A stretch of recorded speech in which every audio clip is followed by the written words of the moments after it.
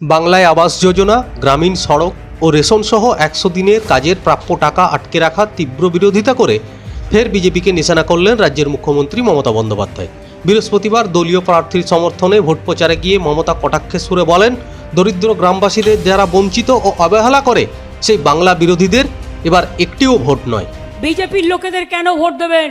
ওরা ডাইরেক্ট বলছে, দেখে নিন, বাংলাকে টাকা দেবেন না। কেন্দ্রকে বলছে যেন নিজেদের পকেটের টাকা, আমাদের টাকা নিয়ে যাচ্ছ, আমাদের টাকা দেবে না।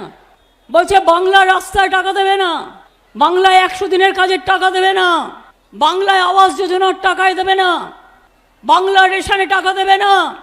সাধু পুরুষের দলদের জিজ্ঞেস করুন, যারা বাংলাকে এত অপমান করে, এত অসম্মান করে, তাদের যদি টাকা না দেয়, গরিব মানুষ যদি তার প্রাপ্য না পায়, আপনারা তাদের ছেড়ে দেবেন?